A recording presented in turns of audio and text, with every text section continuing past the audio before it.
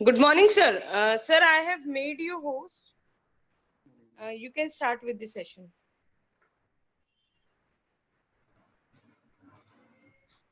Ma'am screen share नहीं हो रही है। मैम स्क्रीन शेयर नहीं हो रही है। अब हो रही है।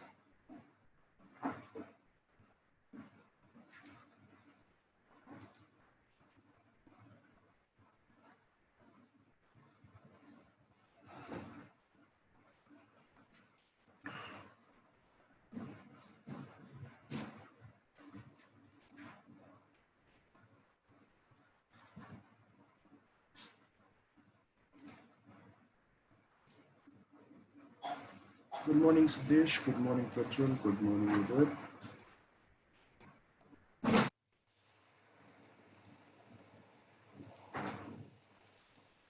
Good morning, Ishita. Good morning, Avanti.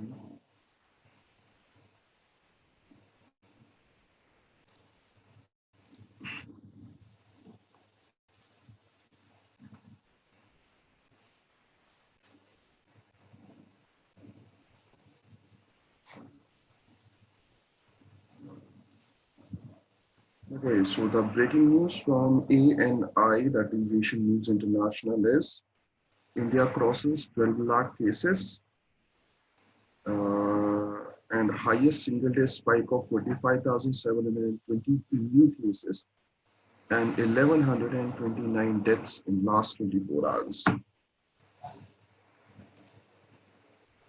मेरे शहर में तो 24 तारीख से लॉकडाउन लग गया नेक्स्ट 10 days में।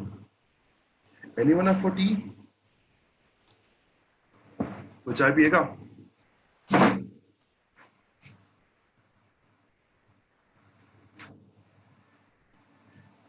Okay, hope for the best.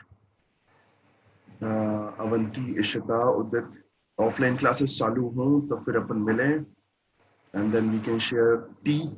तब तक ना खुद बाहर जाएं ना दूसरों को बाहर जाने दें, right? Yes.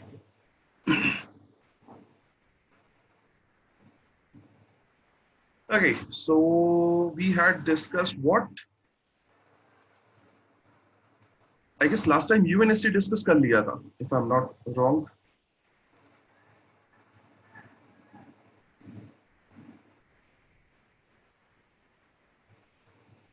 Now, anti-HIV drugs for COVID-19. Remember, we are discussing, I guess, April, नहीं, March discuss कर रहे हैं ना तो. Okay, so March में actual sense में जयपुर वाला किसी को केस याद है? जिसमें जयपुर में जो हॉस्पिटल था उन्होंने वायरल ट्रीटमेंट दे के जो कोविड के पेशेंट्स थे उनको क्या किया था, ठीक करने की कोशिश की थी and it worked actually, right? कोई मुझे बताएगा HIV ड्रग्स जो हैं वो कोविड में काम क्यों कर रही हैं?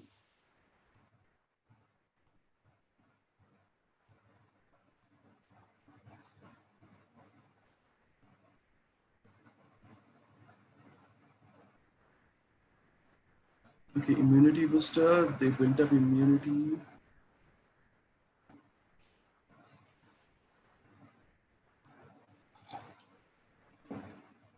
Both the viruses are of same family, not really actually. From being my side, जितना मैंने पढ़ा है, my didi and Jiju are doctors, so they were like they are the HIV is having a very different protein, right? ये इकलौता protein ऐसा है, मतलब इकलौता वायरस ऐसा है अब तक का जो नोन है HIV वाला, जो बॉडी के बाहर सर्वाइव नहीं करता, राइट? जैसे अपने पास अभी रिसेंटली कोरोना वायरस के लिए एक वो आई थी कि ये एयरबोर्न है, WHO ने बोला था। एयरबोर्न का सीधा मतलब है कि somebody is having COVID-19 infection and उसने छींक दिया तो आफ्टर स्नीजिंग जो ड्रॉपलेट्स हैं एंड जो भी एयर में इम्यूनिटी है या एयर के पार्टिकल्स हैं, डस्ट के हों, एरोसॉल के हों, इसमें ये नेक्स्ट 3-4 आवर्स तक रह सकता है, एयरबोर्न है। The basic problem with HIV is HIV जो है वो बॉडी के बाहर सर्वाइव नहीं करता, तो उस पर जो रिसर्च है वो करना बहुत मुश्किल होता है। I mean, उसको बॉडी में, लिविंग बॉडी में रिसर्च करना पड़ता है। This is one of the major reason why we are still behind of getting a medicine for HIV virus, right, क्योंकि वो लिविंग बॉडी में सर्वाइव करता है, उसका एक प्रोटीन थ्रेड ही अलग है, दैट्स व्हाई वो बहुत ही डिफरेंट वायरस है। And hepatitis B and HIV, इन दोनों में सिमिलैरिटी है प्रोटीन थ्रेड में, एक माइनर फंक्शनल ग्रुप का डिफरेंस है जहां तक मुझे याद है, जीजू ने बताया था मुझे, राइट। लेकिन वो सिमिलैरिटी है, दैट इज व्हाई जो HIV की ड्रग्स होती हैं उसको सप्रेस करके रखने के लिए, वायरल लोड जीरो रखने के लिए, वो सेम मेडिसिन जो है वो हेपेटाइटिस बी में भी दे दी जाती है, राइट। तो कई बार ऐसा होता है, इवन जैसे कभी एक मेडिकल वाले से बात हुई तो समबडी वाज लाइक कि हमें डिफरेंस ही नहीं पता चलता कि सामने वाला मेडिसिन किसकी लेके जा रहा है, HIV की लेके जा रहा है कि हेपेटाइटिस बी की लेके जा रहा है, right. So yes, this is something. अच्छा, दोनों के दोनों अभी ट्रीटेबल नहीं है, अभी दोनों ट्रीट नहीं किए जा सकते। इनके इफेक्ट को सप्रेस करके रखा जा सकता है। नाउ HIV एंड कोविड में सिमिलरिटी ये है कि दोनों वायरल इन्फेक्शन है, एंड दोनों जो है वो सूटेबल एनवायरनमेंट के साथ एक्ट करके बनते हैं, एक्टिवेट होता है। तो वो जो एंटी-HIV ड्रग है वो उनकी एक्टिविटी लॉग को नलिफाई करने की कोशिश करती है। There is this term in medical fraternity, viral load. Out of 10 lakh 1 million, that is white blood cells, कितनी व्हाइट ब्लड सेल्स ऐसी हैं जो उस वायरस से इंफेक्टेड हैं, right, that is viral load. Zero viral load is something जिसका सीधा मतलब है कि एक भी नहीं। इन केस ऑफ HIV वो जीरो वायरल लोड आगे चल के बढ़ सकता है, but in case of Covid वो जीरो वायरल लोड जो है कुछ दिनों में खत्म हो जाता है। तो दैट इज व्हाई एंटी-HIV ड्रग्स जो है वो कोविड में काम कर रही थी, लेकिन उनके एक डीप इंपैक्ट होते हैं। एंटी-HIV ड्रग्स आर लाइक कि एंटीजन, एंटीबॉडीज, इन सबको बूस्ट अप करने के लिए होती हैं, कई बार वो नॉर्मल ह्यूमन बॉडी में डायरेक्टली एक्सेप्टेबल नहीं होती। तो ये तरीका तो अच्छा था, बट ये बिना रिसर्च एंड डेवलपमेंट के जो है वो ज्यादा वो नहीं किया जा सकता। Cipla, one of the major medical medicine manufacturer, उसकी एक टैबलेट आती है Viraday, right, that is antiviral treatment, उसको ART के नाम से जाना जाता है, anti retroviral treatment. This is the treatment for suppression of effect of HIV infection, and वही ART जो है वो जयपुर में दी जा रही थी, राइट। तो यहाँ पे अपने को कुछ चीजें समझने की जरूरत है, दैट इज वन, ART का मतलब क्लियर होना चाहिए, राइट, कि anti retroviral treatment is the treatment for HIV, right. अच्छा, ट्रीटमेंट का सीधा मतलब है suppression. There is a difference in HIV and AIDS। HIV is an infection and AIDS is a disease. HIV का जो थर्ड स्टेप होता है, जो थर्ड स्टेज होता है, that is AIDS। And trust me, HIV के इम्पैक्ट जो है ना, इफेक्ट जो बॉडी में है, उसको आप सप्रेस कर सकते हो with the help of ART। Clear? ये कोरिलेशन समझ में आया ना?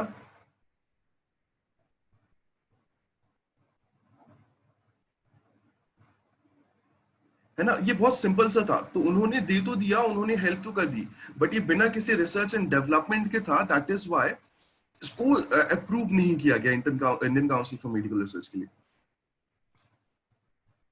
ठीक है, राइट। चलो नेक्स्ट की तरफ चलते हैं, क्लासिकल लैंग्वेज। हो भाई साहब, क्लासिकल लैंग्वेजेस को समझने के लिए तुम्हें ऐसे समझना पड़ता है कि फ्रॉम बीइंग लास्ट 2000 2500 years, इनमें बहुत ही माइनर चेंजेस आए, राइट। अगर कोई लैंग्वेज ऐसी है जिसका एक स्पेसिफिक एरिया है जिसमें चेंजेस बहुत कम है, राइट, तो वो जो है वो क्लासिकल लैंग्वेज डेजिग्नेट की जाती हैं, right. For example Tamil, Odia, Malayalam, Telugu, Kannada, Sanskrit. समझ में आया कि इनमें बहुत कम चेंजेस आए और ये बहुत पुराने ओरिजिन के थे, दैट इज व्हाई हमने इनको क्या डेजिग्नेट किया, classical language.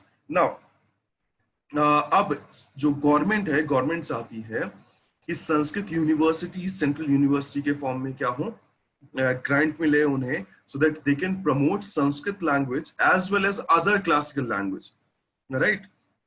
The thing is कि जब पिछले 3-4 साल की बात की जाए ना, तो 3-4 साल में जो आई मीन एक पूरा का पूरा शायद द वायर का एडिटोरियल था, उसमें ये चीज लिखी गई थी कि लास्ट 3-4 इयर्स में जितनी भी कल्चरल इंस्टीट्यूशन है इंडिया के, राइट, उसमें जो डोमिनेंस है वो सो कॉल्ड हिंदू कल्चर का बढ़ रहा है। तो जो लॉजिकल लिटरेचर वाले थे, जो एक स्कॉलर्स थे, इन सब ने क्या किया, इन सब ने उस कल्चर एंड लैंग्वेज डोमिनेशन को क्या बताया, सरकार का एक नेगेटिव पॉइंट बताया, राइट। एंड स्पेशली सरकार जो है वो संस्कृत प्रमोट करना चाहती है, ऐसा बोला। तो अभी के लिए संस्कृत के लिए 3 डीम्ड यूनिवर्सिटीज का जो बिल है वो मार्च में पास कर दिया गया। एंड उसके बाद ये जो अदर क्लासिकल लैंग्वेजेस हैं उसमें भी प्रमोशन के लिए एक वो चला, क्या कहना चाहिए, मूवमेंट टाइप में चला, जहाँ पे जो लिटरेचर राइटर्स थे उन क्लासिकल लैंग्वेजेस के उन्होंने अक्यूज किया। एंड अमित शाह की तरफ से जो लास्ट हिंदी दिवस में स्टेटमेंट आया था जिसमें उन्होंने बोला था Hindi must be national language, उसको बेस रख के ये बात की गई। तो अभी के टाइम पे संस्कृत यूनिवर्सिटीज का बिल ग्रांट हो चुका है, सब ठीक रहा तो कमिंग टाइम पे हम जो अदर क्लासिकल लैंग्वेजेस बचती हैं, फॉर एग्जाम्पल उड़िया, तमिल, कन्नड़, तेलुगु, मलयालम, इसको भी क्या करेंगे, इसके लिए भी यूनिवर्सिटीज और इनके डेवलपमेंट के लिए क्या करने वाली है सरकार, आगे काम करने वाली है। ये कहानी क्लियर हुई क्लासिकल लैंग्वेजेस की संस्कृत यूनिवर्सिटी को ग्रांट देने की और अदर्स को नेग्लेक्ट करने की।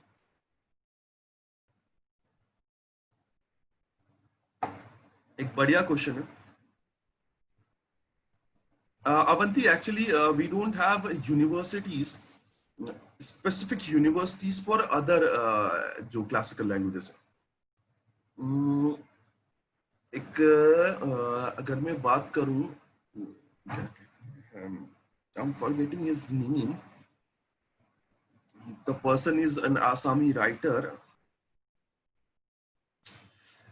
Skipping the name actually, but he is one of the most supreme writer in our country.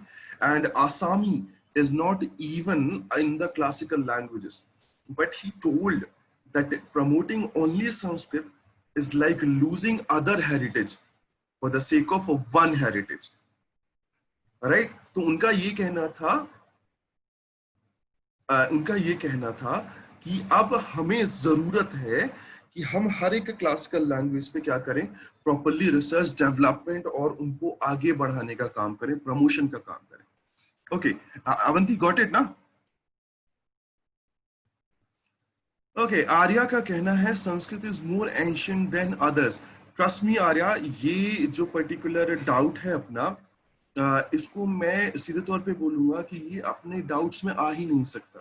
The thing is कि जब अपन ने एंशियंट हिस्ट्री पढ़ी थी तो मैंने तुम्हें बताया था कि इट वाज 9-10 सेंचुरी बीसी, जब आर्यंस जो हैं उन्होंने with the help of iron जो गंगा का फॉरेस्ट था एंड जो सदर्न फॉरेस्ट था जिसे आप दंडकारण्य कहते हो, राइट, छत्तीसगढ़ उड़ीसा वाला, वो एक्सपांड किया था। And at that time they get to know about the culture of dominance and all. So ये कहना कि कौन सी लैंग्वेज पुरानी है कौन सी लैंग्वेज नई है, ये थोड़ा सा क्या हो जाएगा, ये बहुत ज्यादा क्या कहना चाहिए, ब्लर कॉन्सेप्ट हो जाएगा, राइट। सो इसको थोड़ा सा उससे दूर रहो। द थिंग इज कि there are two wings that have been created in this country. One is right wing, one is left wing. Whatever right wing is saying, left wing is criticizing and opposing. Whatever left wing is saying, right wing is criticizing and opposing. And both of them are calling themselves nationalists without without knowing what is nationalism actually, right? बेटा ये जो languages है ना, जैसे पाली की बात हुई, प्राकृत की बात हुई, ये कुछ ऐसी हैं जो आप इस तरीके से देखो कि सबऑर्डिनेट्स है। क्लियर हो रही है? ब्राह्मी एक्चुअली उससे ज्यादा फैली हुई लैंग्वेज थी। किसी ने सांची विजिट किया कभी अपनी क्लास में? Udit, okay. Sanchi stupa is one of the क्या कहना चाहिए, UNESCO world heritage site and are ancient, from being my side, India's wonder. I mean, you have no idea, you trust me, Sanchi के स्तूपा में जो आसपास उसका सर्कल है, वहां पे वो स्तूप बनाने के लिए जितने लोगों ने डोनेशन दिया था ना, उनके तक नाम जो है ब्राह्मी में लिखे हुए हैं।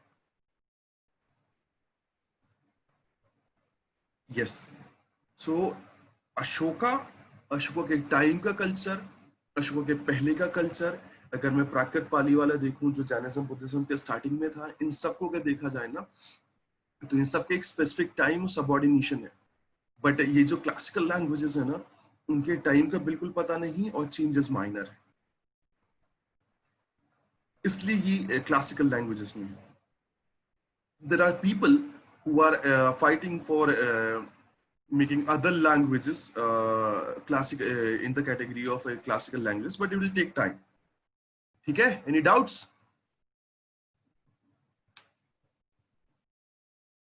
फ्रॉम माई साइड जब क्लैट हो जाए, ये लॉकडाउन कोविड खत्म हो जाए ना, तो एक बार सांची जरूर विजिट करना, बहुत पीसफुल प्लेस है, राइट? चलो, अब मेरा एक क्वेश्चन है, अगर मैं क्लास में होता ऑफलाइन में तो मैं 5 स्टार लेके जाता हूँ इस क्वेश्चन के लिए। क्वेश्चन ये है कि कौन सा अवार्ड गवर्नमेंट ऑफ इंडिया देती है यंग स्कॉलर्स को, राइट? यंग स्कॉलर्स को किसके लिए? To work for exceptional work in classical languages.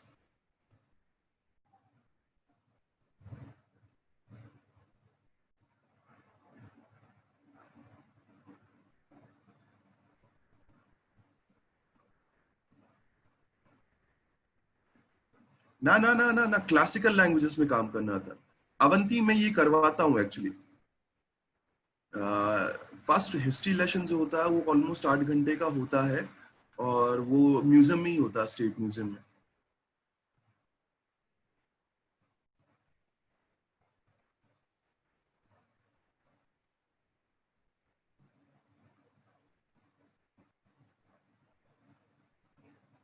No no no, the award is Maharshi Badarayan व्यास सम्मान, राइट?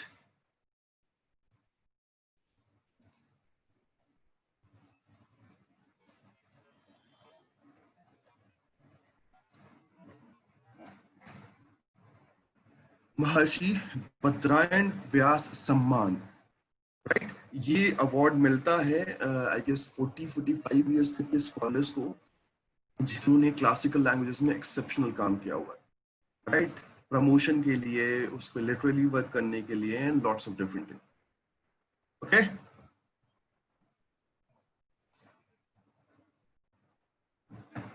Any doubts?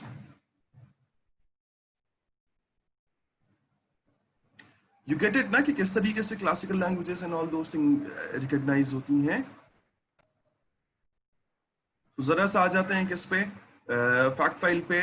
किसके लिए, किस लैंग्वेज के लिए? संस्कृत के लिए। क्लासिकल लैंग्वेजेस कितनी हैं? इतनी हैं, राइट? सबसे रीसेंट क्लासिकल लैंग्वेज कौन सी है? That is Odia. The oldest declared कौन सी है? That is Tamil, 2004। कौन सा अवार्ड मिलता है? दैट इज व्हाट, महर्षि बदरायन व्यास सम्मान, राइट? ये सारे फैक्ट फाइल आपके पास होना चाहिए।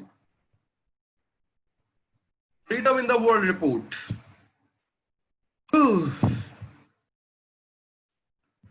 okay, freedom house, US watchdog, right? ये जो universal declaration of human rights है, वो सिविल लिबर्टी मूवमेंट्स जो हैं वो, और जितनी भी particular transparency and corruption and media platforms, उनकी अथॉरिटीज, उनकी इंडिपेंडेंस, ऐसे बहुत सारे पर्टिकुलर क्या कहना चाहिए फैक्टर्स को लेके ये freedom of the world report जो है वो पब्लिश करते हैं। समझ में आया क्या? नाउ जब 2020 freedom of the world report इन्होंने पब्लिश की, तब इन्होंने इंडिया को 83rd रैंक में बताया, right? And 83rd rank, that is very very very low when we are talking about India, Union of India, we are talking about world's largest democracy. So holding a position that is like 83rd in freedom, that is not at all acceptable. And पिछले सालों से ये particular जो हमारी position है वो decline ही हो रही है, वो नीचे ही जा रही है। समझ में आ रहा है क्या?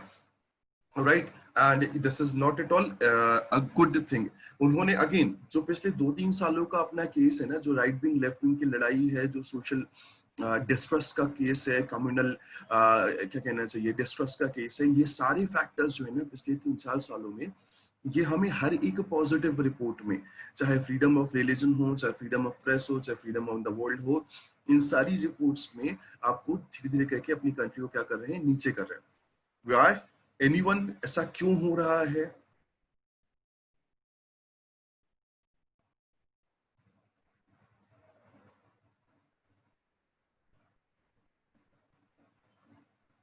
lack of unity,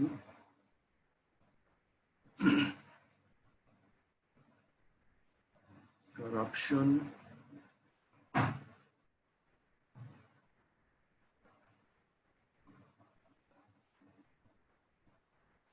restraint in freedom of speech, no patriotism. Arya, I like your answer, trust me. बहुत लॉजिकल है. Greed, very good.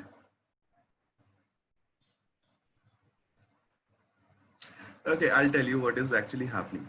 एक बहुत ही बढ़िया क्या कहते हैं आर्टिकल पढ़ा था द इकोनॉमिस्ट का. ये बहुत ही अच्छे से लिखते हैं, राइट, और इनका राइटिंग फैशन बहुत इंडिपेंडेंट होता है. एक्चुअली स्टार्टिंग जो थी वो कम्युनिस्ट एंड सोशलिस्ट आइडियोलॉजीज को प्रमोट करने के लिए थी इस इंस्टीट्यूट की, लेकिन लेटर ऑन ये बहुत ही इंडिपेंडेंटली लिखा जाने लगा. And they wrote that India is nowadays somewhere facing lack of logical thinking, right. उन्होंने सीधे तौर पे लिखा when we are talking about India we should talk about, अभी आएगा अप्रैल वाला जो वो है ना अपना करंट अफेयर्स, उसमें ये चीज आएगी. अभी मैं तुम्हें एक पर्टिकुलर चीज, एक पर्टिकुलर कॉन्सेप्ट से वो कराऊंगा, रूबरू कराऊंगा. उन्होंने ये चीज बोली कि जो कम्युनिटीज हैं उनमें लैक ऑफ लॉजिकल थिंकिंग की कमी है. उन्होंने सीधे तौर पे लिख दिया कि 100 crore Hindus in living in a country think that Hinduism is in danger, and similarly 20-25 crore Muslim living in a country, they think Islam is in danger, and if I'll separate them they are going to make second and fourth largest country in terms of population, right. So ये reason है actually जहाँ पे logical thinking की कमी, right. चलो ये report है, ज्यादा डिस्कस नहीं करेंगे क्योंकि रीजन सारे रिपोर्ट्स ने पिछले 2 सालों में वही दिया हुआ है, सो अपन इस पे नहीं जाएंगे. When we are talking about a report we must know the facts. कौन पब्लिश कर रहा है, रैंक 1, रैंक लास्ट, इंडिया की रैंक का इंप्रूवमेंट या declination whatever it is, ये सारी चीजें तुम्हारे फैक्ट फाइल में होनी चाहिए. And this is it for current affairs of March. Let's go to current affairs of April.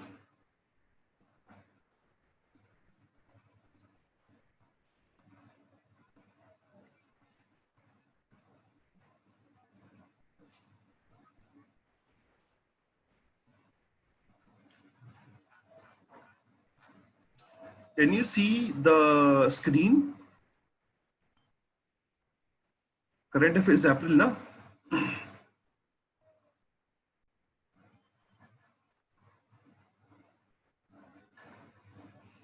Okay, current affairs मार्च में कोई दिक्कत तो नहीं है?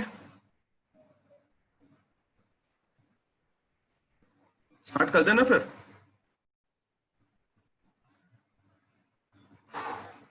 ग्लोबलाइजेशन. कॉमर्स वाले कौन कौन है जरा हाथ तो उठाओ. Ishita, very good. पार्थ, अथर्व, प्रज्वल, 8, 9, अरे बहुत सारे लोग हैं. तो मुझे बताइएगा लास्ट फेज ऑफ ग्लोबलाइजेशन कब स्टार्ट हुआ था? एकता, Bhagyashree, okay very good.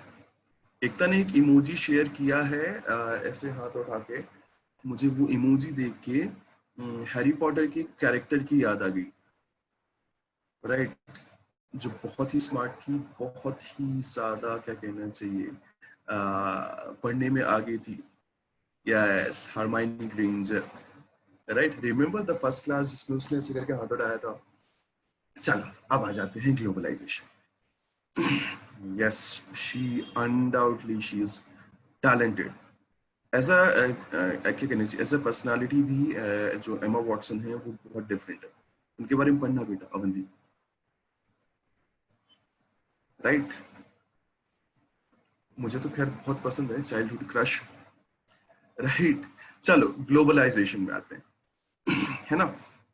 Globalisation का सीधा मतलब है, अपन बात कर रहे हैं किसकी, पूरा का पूरा जो ग्लोब है ना, उसको अपन एक करने की बात कर रहे हैं। समझ में आ रही है? राइट नाउ पूरा का पूरा ग्लोब एक करने के पीछे मतलब ये है, अपन कहानी ये सुनना चाहते हैं, कहानी ये कहना चाहते हैं कि जो बॉर्डर्स हैं, राइट, जो जो उनके बॉर्डर्स के क्राइटेरियाज हैं, फॉर एग्जांपल क्राइटेरियाज हो सकते हैं ट्रेड के, जैसे मैं अभी भोपाल हूँ, तुम लोग नागपुर हो, और मैं भोपाल और नागपुर के बीच में ट्रेड करना चाहूँ, तो जो अगर हम दोनों डिफरेंट कंट्रीज हैं तो कुछ ना कुछ रूल्स एंड रेगुलेशन भोपाल से नागपुर के अलग होंगे, नागपुर के भोपाल में अलग होंगे। तो वो जो बॉर्डर्स हैं, ट्रेड के बॉर्डर्स हैं, वीजास के बॉर्डर हैं, मैन्युफैक्चरिंग यूनिट सेट करने के बॉर्डर्स हैं, करेंसी कन्वर्जन के, राइट। जब ये बॉर्डर्स धीरे धीरे करके कम होने लगे तो उस पर्टिकुलर कॉन्सेप्ट को हम सीधे तौर पे ग्लोबलाइजेशन बोलते हैं, ऐसा समझो उसको, राइट।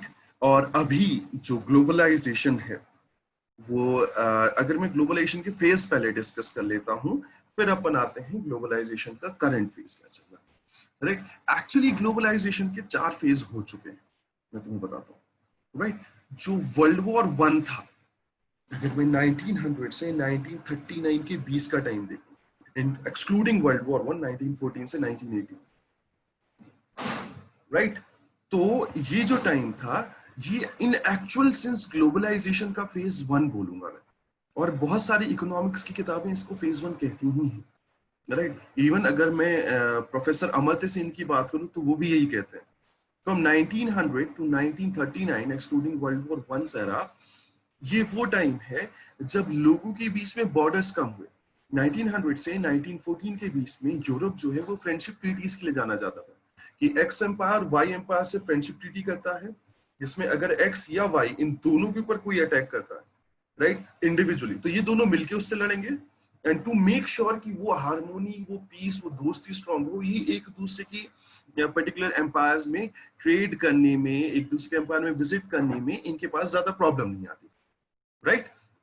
1919 वर्साइले ट्रीटी के बाद जब demand of petroleum, right, that suddenly started rising, and middle eastern concern and the great depression started, right, तो उस टाइम पे वो जो ग्लोबलाइजेशन का टाइम था, उसमें वो जो पीस, हार्मोनी, फ्रेंडशिप ट्रीटीज थी, उन्होंने एक दूसरे को हेल्प करने की भी कोशिश की थी, भले वो भी सफर कर रहे थे, ठीक है। सो वो फेज 1 होता है। फेज 2 स्टार्ट होता है वर्ल्ड वॉर 2 के बाद, during cold war. During cold war दुनिया जो है वो 2 पार्टीज में बटी हुई थी, 2 खेमों में बटी हुई थी, एक कैपिटलिस्ट ग्रुप था, एक कम्युनिस्ट ग्रुप था। तो जो कैपिटलिस्ट इकोनॉमीज थी वो एक दूसरे के देश में जाके आसानी से ट्रेड करना चाहती थी, जिससे कैपिटलिज्म की जो आइडियोलॉजी है वो प्रमोट हो। जो सोशलिस्ट इकोनॉमीज थी वो भी सेम काम कर रही थी। तो that was another phase of globalisation, right? The third phase of globalization started with the end of Cold War, that is 1991. मजे की बात सुनो कि 1991 किस तरीके से इंडिया और चाइना के बीच में डिफरेंस क्रिएट कर देता है। In 1991, when the USSR collapses, right? When it was collapsed, the US remained the sole superpower, but financially, US wasn't that strong, right? I mean, कभी तुमने सुना है कि सुपरमैन को लूज मोशन हो गया? सुना है कभी? No, obviously no, right? So if you are a superpower in 1991 USA, then why you had a recession with almost a drop of a Federal Reserve in 2006, 7, 8, 9, 10, right? तो economically America wasn't that strong. तो उन्होंने क्या किया, उन्होंने अपनी labour policies में और अपनी बॉर्डर पॉलिसीज में कुछ माइनर चेंजेस किए। सुंदर पिचई का नाम सुना? सत्या नडेला का सुना है ना, राइट। जी कौन है? इंडियन ओरिजिन क्या है, यूएस में जाके नौकरी कर रहे हैं, ये सुनो, आज गूगल एप्पल जैसी चीजें लीड कर रहे हैं, right. This is something that is 1991। मैं तुम्हें बताता हूँ, यूएस ने अपनी लेबर कॉस्ट कम करने के लिए यूएस की जो मैन्युफैक्चरिंग यूनिट्स थी उन्हें चीप लेबर की जरूरत थी, और वो चीप लेबर इंडिया में और चाइना में अवेलेबल था. तो when Indians get an offer from American company, they moved over there. So एक आईआईटीएन जो इंडिया में 20,000 रुपीज पर मंथ की सैलरी में था, उसे अमेरिका वालों ने बोला बोला यहाँ आ जाओ, हम तुम्हें देते हैं कितना, 1 लाख रुपए. और वो चुपचाप चला गया. लेकिन उसने ये नहीं पूछा कि मेरी जगह पे काम करने वाला अमेरिकन जो था वो इस पोस्ट के लिए कितनी सैलरी उठाता था. Yes. China on the other half, China ने बोला बोले ठीक है, हम तुम्हें 20,000 का जो लेबर वाला बंदा है ना, 20,000 की सैलरी वाला, हम तुम्हें 15,000 में दे देंगे, लेकिन तुम अपनी मैन्युफैक्चरिंग यूनिट कहां लगाओ, चाइना में. So that's how China's process was different, India's process was different. So 1991, the third age of globalization during Dr. Manmohan Singh started, right? अभी के टाइम पे ग्लोबलाइजेशन का एक चौथा फेज चालू हुआ है, जिसमें जो यूनिवर्सल हेल्थ केयर है वो प्राइमरी फैक्टर है, थैंक्स टू पेंडेमिक कोविड-19, राइट? क्या हम चाइनीज गुड्स को, जो डायरेक्ट चाइनीज उससे आ रहे हैं, क्या हम उसे डायरेक्टली एक्सेप्ट कर पाएंगे? अब इमेजिन करो, अमेरिका से कुछ सामान आ रहा है, अमेरिका इज लाइक वर्स्ट, क्या कहना चाहिए, सफर्ड कंट्री. ये सुनो, वी इवन सी आर सब्जी वाला विद दैट शक की निगाह, राइट? कि सब्जी लेने के बाद भी नमक के पानी में तुम उन्हें सैनिटाइज कर रहे हो, राइट? यस. तो what is happening actually, the economist, different economist जो हैं, उन्होंने ग्लोबलाइजेशन का फेज 4 जो है उसको आज के टाइम पे क्या किया है, समझाया है, जिसमें उन्होंने बताया कि किस तरीके से ट्रेड जो है, राइट, वो जो है थोड़ा सा डाउन हो जाएगा, and this is going to be new human centric concept of globalisation, जहां पे हम जो अपने घर में बनी चीजें हैं, जो अपने घर में पड़ा स्किल्ड लेबर है, राइट, और जो अपने घर में बने हुए पड़े हुए रिसोर्सेज हैं, उनकी हेल्प से अब जरूरत है हमें अपनी इंडिविजुअल इकोनॉमीज को ज्यादा तेजी से ग्रो कराने के लिए, राइट? जैसे कि नरेंद्र मोदी ने अपने स्पीच में बोला था, आत्मनिर्भर बनना, सेल्फ डिपेंडेंट बनना, right? There are majority of issues जिसमें इस तरीके की चीजें आएंगी कि हमें बाहर से कुछ ना कुछ ट्रेड कराना पड़ेगा, and for now that is not safe. And आज ही डब्ल्यूएचओ ने बोला कि 2021 के पहले एक प्रॉपर वैक्सीन को क्या कहना चाहिए, एक्सेप्ट कर पाना इज नॉट एट ऑल, क्या कहना चाहिए, गोइंग टू हैपन, राइट? तो उस पर्टिकुलर ग्लोबलाइजेशन फेज 4 में जो आत्मनिर्भर बनो का कॉन्सेप्ट है, जो human centric concept of globalisation है, जो सेल्फ सेंटर्ड कंट्री ग्लोबलाइजेशन है, उस पे बात होनी चाहिए, राइट? अपार्ट फ्रॉम दैट उन्होंने बताया कि कुछ बहुत ही जो क्या कहना चाहिए, फॉरेन रिजर्व देने वाले सेक्टर्स थे, फॉर एग्जांपल टूरिज्म है, ट्रैवल इंडस्ट्री है, और ये सब के सब जो है ये कहीं ना कहीं डाउन होंगे, तो उनको सेल्फ बूस्ट देने के लिए भी काम करना पड़ेगा, राइट? उन्होंने साउथ कोरिया, ईरान, श्रीलंका, इन सब का वो दिया, क्या कहना चाहिए, एग्जाम्पल भी दिया, राइट? कि किस तरीके से आपको काम करने की जरूरत है. I mean Iran bank sanction कर रही है, झेल रही है सैंक्शन. साउथ कोरिया का अपना एस्पेक्ट है, टेक्निकल एनहांसमेंट इन दूसरी चीजों में. श्रीलंका सेल्फ डिपेंडेंट हो रही है कि नहीं, हमें बाहर से ट्रेड जो है कम करना है, and India and other country should do the same thing, right? So जो the fourth phase of globalisation, right, that is somewhere associated with the human centric concept, self dependency of economy. और हमें जरूरत है कि हम अपने घर में बनाई हुई चीजों को प्रमोट भी करें और अपने घर में ज्यादा से ज्यादा चीजें बनाएं, क्योंकि हमारे पास हो सकता है फॉरेन रिजर्व थोड़ा सा क्या हो जाए, कम हो जाए. Did you get the fourth phase of globalization and human centric globalization?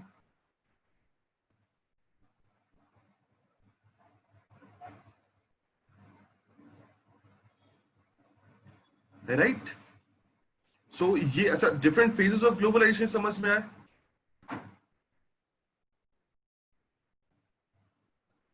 Did you get that concept?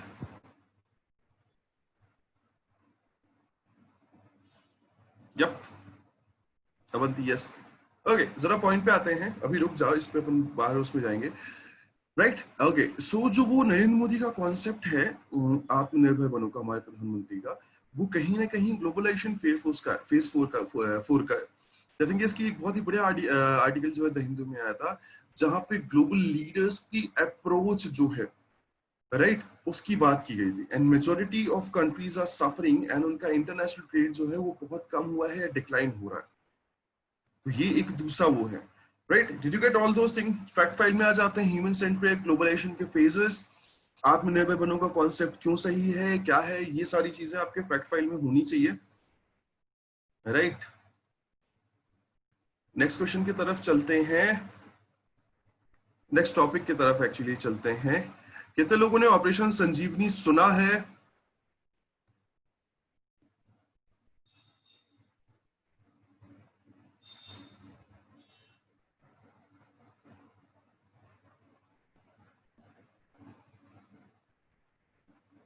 Heard news, ये वो ऐसा वैसा, ठीक है, ओके। सी, ये वो वाला संजीवनी नहीं है जो बजरंग बली लेके आए थे, राइट। आर्या अभी एक्चुअली नीड है। I mean the good part from Indian side is, कल ही बीबीसी का एक एडिटोरियल पढ़ा जिसमें ये चीज लिखी थी कि even after lockdown and Covid pandemic, India had approximate $21 billion foreign direct investment, right. ये अपने लिए पॉजिटिव पॉइंट है, जहां एफडीआई दूसरे देशों को मिल नहीं रही है, अपने को फिर भी मिल रही है, right. But it is now important कि हमारी डिपेंडेंसी जो है वो बाहर पे कम हो। अगर हमारी डिपेंडेंसी बाहर पे रही और economic slow down, economic growth जो है अगर इसी तरीके से कम रही, तो हमें बहुत बड़ा वो क्या कहते हैं, ये झटका झेलना पड़ सकता है, राइट। अभी हम आज के ही करंट अफेयर्स में बात करेंगे कि किस तरीके से अलग अलग प्रोजेक्टेड रिपोर्ट है, वर्ल्ड बैंक कुछ और कहता है, आईएमएफ कुछ और कहता है, और इंडिया की जो प्रोजेक्टेड ग्रोथ रिपोर्ट थी वो कुछ और है। समझ में अभी आ जाएगा बेटा, बस थोड़ी देर रुक जा। आज की ही उसमें सब कुछ है, क्योंकि अप्रैल जो है ना, मेजरली मैं ये कहूंगा पेंडेमिक जो था अपना कोविड-19, उसका एक इकोनॉमिक रिफॉर्म वाला केस हुआ है। April was directly associated with the economic reforms, है ना। रुको, दो दो दो तीन स्लाइड और देखो, मजा आ जाना, तो समझ में आ जाएगा, ठीक है। ओके, सो ऑपरेशन संजीवनी, सीधे तौर पे we are talking about Maldives को मोर देन 6 टन मेडिसिन पहुंचाना, जिससे वो किसके अगेंस्ट लड़ाई कर सकें, कोविड-19 के अगेंस्ट, राइट। इसका काम किया Indian air force and Indian army ने मिलके, ठीक। ये ऑपरेशन संजीवनी था। नाउ अपार्ट फ्रॉम दैट उन्होंने और भी चीजें करी। फॉर एग्जांपल आर्मी की मेडिकल टीम गई जिससे उनको ट्रेन किया जा सके, इसेंशियल्स कैसे सेट करने होते हैं, पीपी किट एंड दूसरी चीजें जो हैं, इन सब के बारे में भी और दूसरी चीजें भी बताई गई। ये सब कुछ था। ये this is one of the milestone, another milestone actually in the relation, geopolitical relation between Maldives and India, right. कितने लोगों ने ऑपरेशन कैक्टस का नाम सुना है?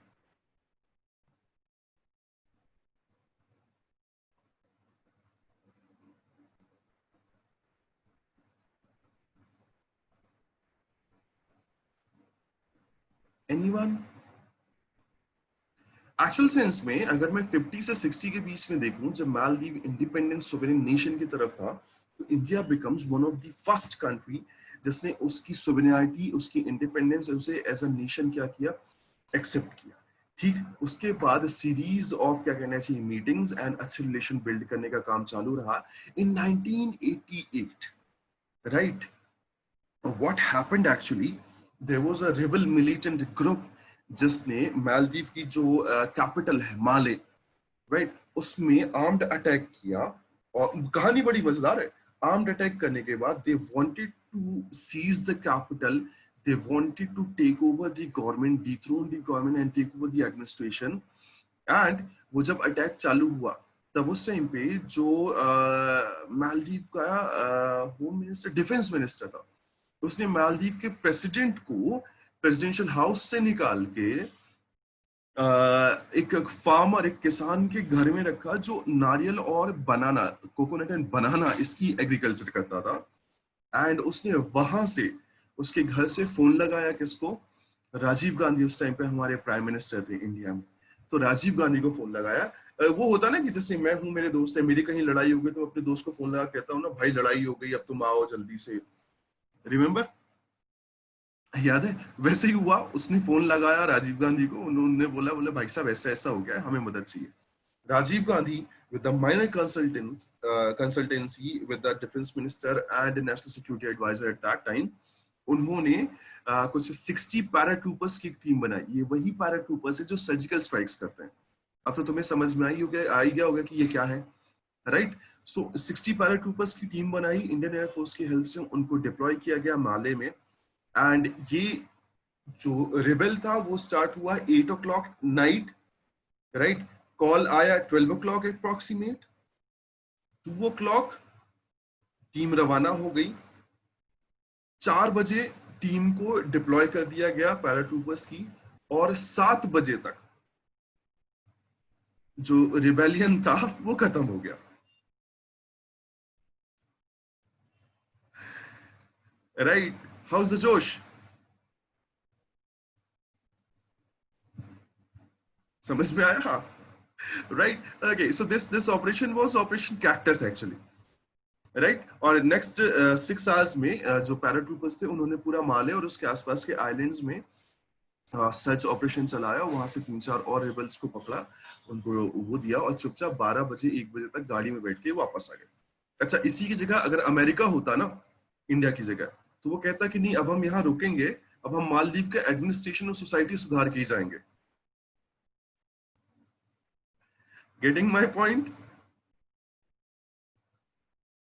Yes. So starting from 1988, there were several time जब इंडिया और मालदीव के रिलेशन और उनकी फ्रेंडशिप नेक्स्ट लेवल तक पहुंचे। For example 2010 tsunami, 2014 water crisis, right, 2006 medical crisis, और अभी अगेन 2019-20 कोविड पेंडेमिक। ऐसे बहुत सारे थे जब इंडिया ने डायरेक्ट हेल्प एंड सपोर्ट जो है वो ऑफर किया, और वो बहुत अच्छे से वो आगे बढ़ता है। एक होमवर्क, एक होमवर्क ही लिख लो, मिलिट्री एक्सरसाइज कौन सी है इंडिया एंड मालदीव के बीच में? Avanti, definitely. Rebel and rebel militia, इसमें थोड़ा सा डिफरेंस याद रखना, right? Remember Kabir Singh, I am not a rebel without cause, right? या the militia actually, when you get that gun in your hand and you are talking that you are a rebel, right? And not thinking about the local people. When we are talking about Bhagat Singh, we are talking about a revolutionary leader. We don't talk about a rebel without cause. यही difference होता है in Star Wars series undoubtedly, right? Any, अच्छा, कितने लोगों ने वो editorial पढ़ा जो मैंने लास्ट क्लास में तुम्हें बोला था पढ़ने के लिए?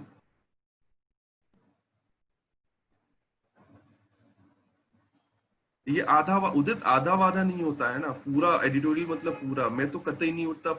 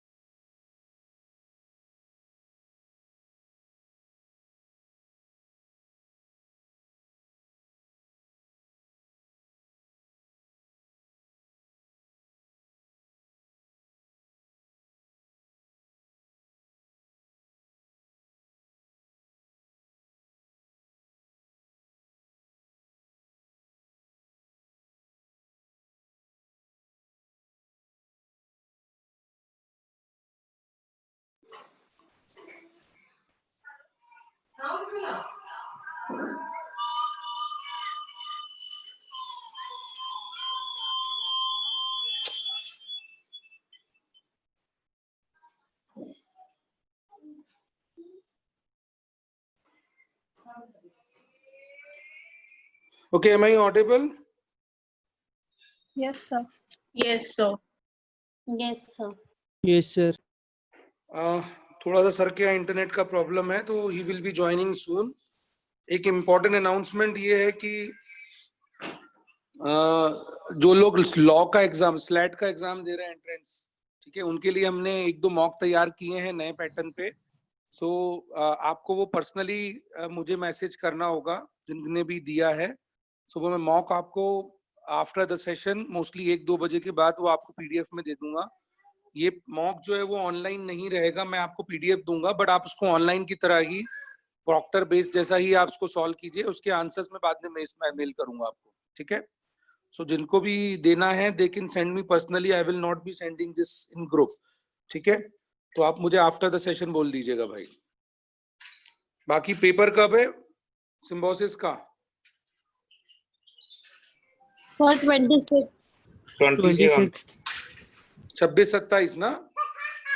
Yes, sir. Yes, sir.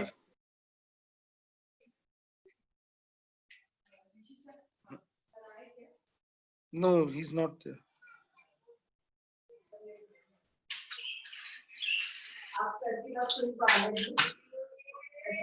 Okay.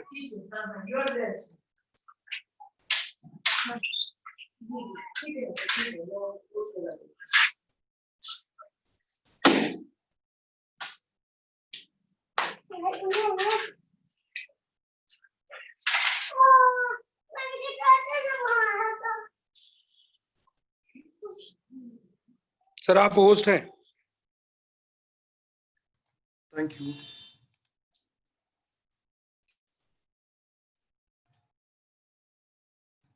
Okay, and agar am I audible and visible?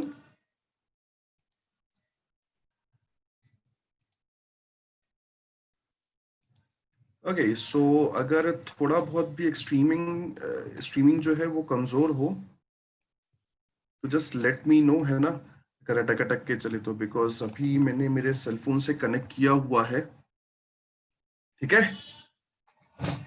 समझ में आया?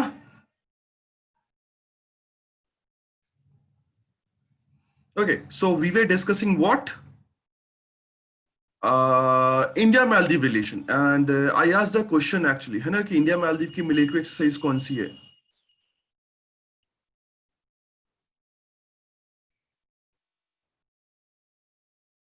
Yes or no? Right? जिसको नहीं पता वो ढूंढ लेगा, जिसको पता है जल्दी आंसर दो.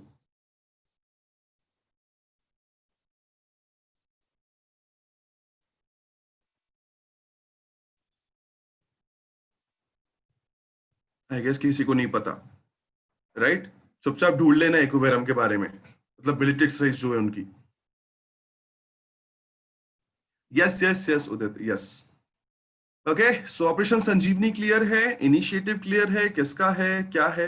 उसके पहले की, हाँ, I just set the name but I am still, ढूंढो, सर्च करो, ठीक है, राइट. ओके, सो ये जो है इसका फैक्ट फाइल में आते हैं. ऑपरेशन संजीवनी क्या है, किस कंट्री के साथ है, क्या मेन उसका मोटिव था, उस कंट्री के साथ पुराने क्या ऐसे ऑपरेशंस हुए हैं, एंड द मिलिट्री एक्सरसाइज. ये बहुत जरूरी है क्योंकि आर्मी इन्वॉल्व थी, राइट. Any doubts? आगे बढ़े फिर.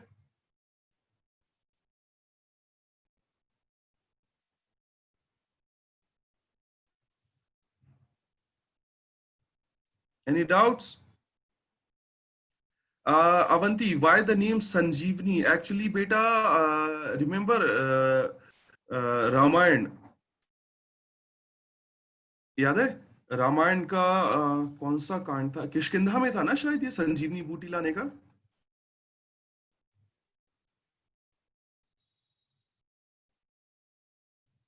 मुझे याद नहीं है actually.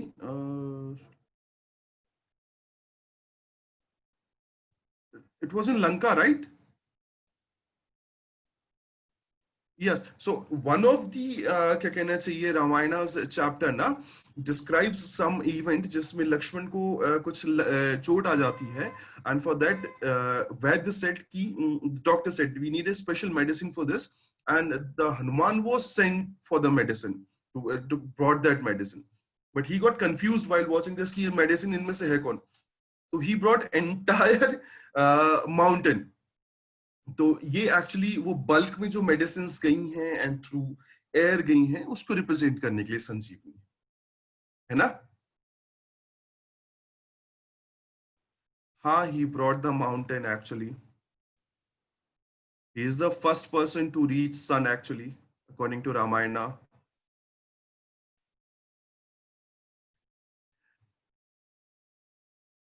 And then he ate it. Then he found it's not a fruit. Then he took it out. Thanks to Baba Ramdev's yoga. चलो ज्यादा बातें नहीं करते, राइट. हाँ प्रज्वल, मैंने पूरा वाल्मीकि रामायण मुझे दादाजी ने पढ़ाया था, पूरा पढ़ा है. ठीक है, right. But that was like 11th-12th का टाइम था तब. और during college days he taught me Mahabharata entire 18 पर्व्स.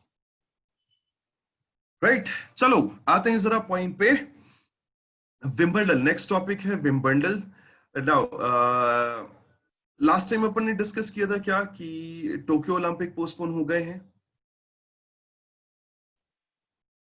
Yes और नो? एंड मैंने उस टाइम भी बताया था कि बहुत सारे मेजर जो पर्टिकुलर स्पोर्ट्स इवेंट हैं वो सबके सब क्या होने वाले हैं, पोस्टपोन्ड होंगे. और उन्हीं में से 1 अप्रैल में डिक्लेयर किया गया कि चूंकि कोविड-19 पेंडेमिक अभी रुकने वाली नहीं है, तो जो विंबलडन है, one of the 4 grand slam, right, French open, Wimbledon और ऑस्ट्रेलियन ओपन, इन सारी चीजों को अगर मिला लो तो ये सब मिलाते हैं 4 ग्रैंड स्लैम्स को. और ये ग्रैंड स्लैम अलग अलग इसलिए हैं बच्चे लोग क्योंकि ये अलग अलग कोर्ट्स में खेले जाते हैं. कोई हार्ड कोर्ट में खेला जाता है, कोई क्ले कोर्ट में खेला जाता है, कोई ग्रास कोर्ट में खेला जाता है. That's how they are different, right. तो वो भी पोस्टपोन हो गया है. कोई डाउट? और ये वर्ल्ड वॉर 2 के बाद पहली बार ऐसा हुआ है कि पोस्टपोन हुआ है.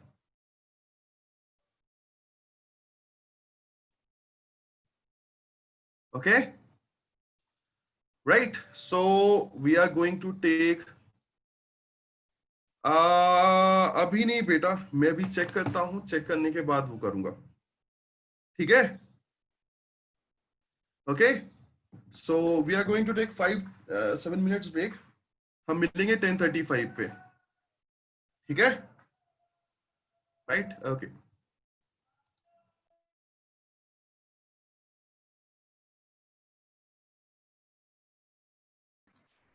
Okay, hi guys, am I audible and visible?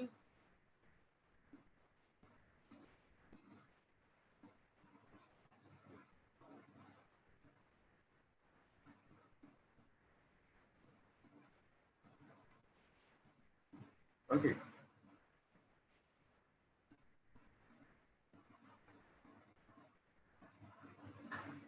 For now, light तो आ गई है बट राउटर ऑन नहीं है, अभी भी सेल फोन से ही चल रहा है मेरा इंटरनेट.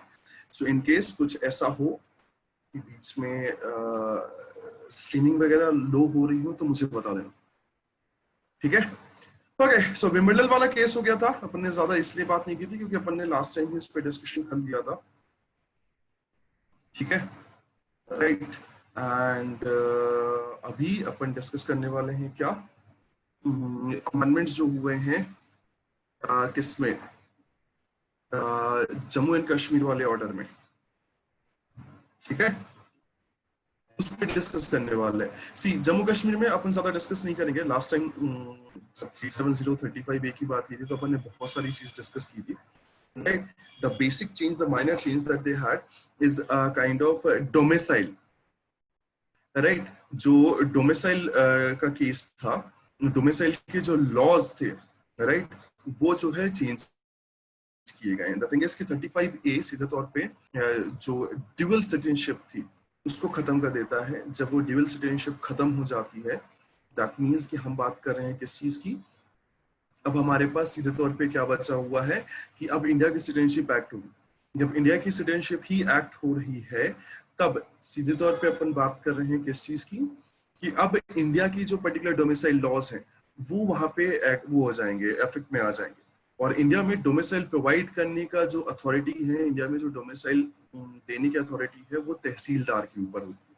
सो अब जो भी सीनियर लेवल पोजीशंस हैं, group A, group B, right, पहले जो ग्रुप सी डी वाले थे, इन सब का पर्टिकुलर डोमिसाइल जो नॉन, और अपार्ट फ्रॉम दैट जो नॉन गेजेटेड गवर्नमेंट पोस्ट है, इन सब के डोमिसाइल के लिए वहां का जो पर्टिकुलर लोकल एडमिनिस्ट्रेशन है वो जिम्मेदार होगा, स्पेशली तहसीलदार के पास पावर आ जाएगी।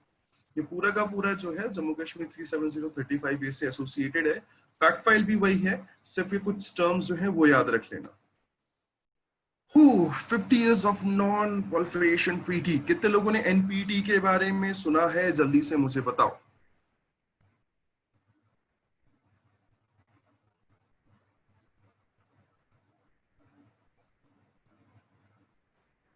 Anyone, what is NPT?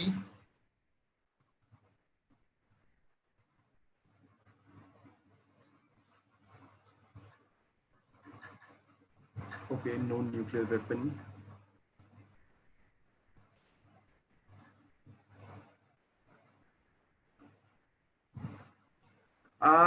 Not only for Iran actually. See, तुम्हें वो याद है जब मैंने तुम्हें बताया था कि अपन ने बात की थी न्यूक्लियर सप्लाई ग्रुप की, जब अपन ने बात की थी जो मिसाइल टेक्नोलॉजी कंट्रोल रेजिम था उसकी, याद है एनएसजी की बात की थी अपन ने?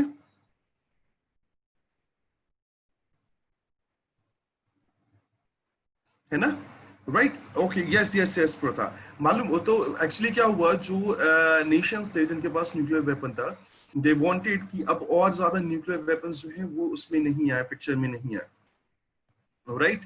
तो उन्होंने सीधे तौर पे क्या किया, इन्होंने नॉन प्रोलिफरेशन ट्रीटी जो है वो साइन की, जिसमें वो प्रपोज की, जिसमें हमें अपना जो भी कंट्री उसको साइन करती है उसको अपना न्यूक्लियर आर्सेनल का पूरा डिस्क्रिप्शन, पूरी डिटेलिंग एंड फर्दर न्यूक्लियर जो पर्टिकुलर आर्सेनल है उसको एक्सपांड ना करने की ट्रीटी साइन करनी पड़ती, right? So that's how it becomes non proliferation, right?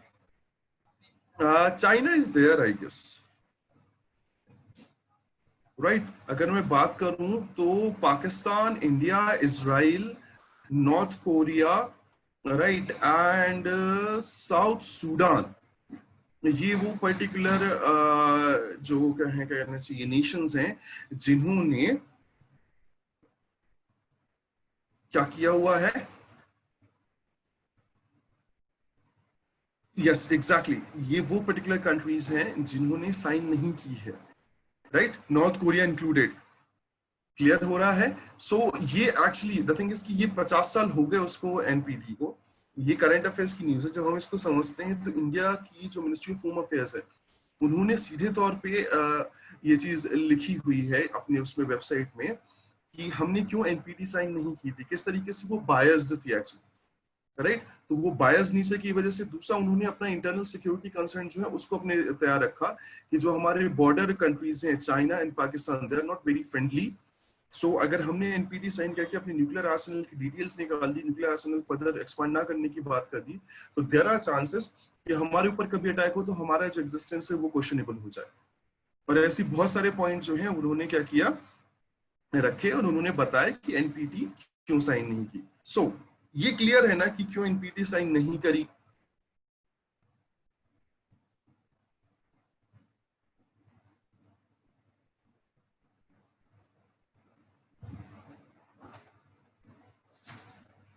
है ना? ओके, सो एनपीटी नहीं साइन की, 50 साल हो गए। जरा फैक्ट फाइल में चले जाते हैं। फैक्ट फाइल बड़ी सिंपल है। कब स्टार्ट हुई, कौन से ऐसे नेशन हैं जिन्होंने साइन नहीं किया, 50 इयर्स हो गए, और जो दूसरी चीजें हैं कि क्या टर्म्स एंड कंडीशन थी। मैं इसका पूरा का पूरा आर्टिकल जो है मिनिस्ट्री ऑफ होम अफेयर्स वाला, तुम्हें करंट अफेयर्स की जो अप्रैल के नोट्स मिलेंगे उसमें मैं तुम्हें लाके दे दूंगा, तो तुम्हें अपने आप फैक्ट फाइल पूरी क्लियर हो जानी है। ओके, सो नेक्स्ट टॉपिक की तरफ चलते हैं जल्दी से। हाँ, आर्या ने डाउट पूछा था, यस और नो? ये ग्रोथ वाली,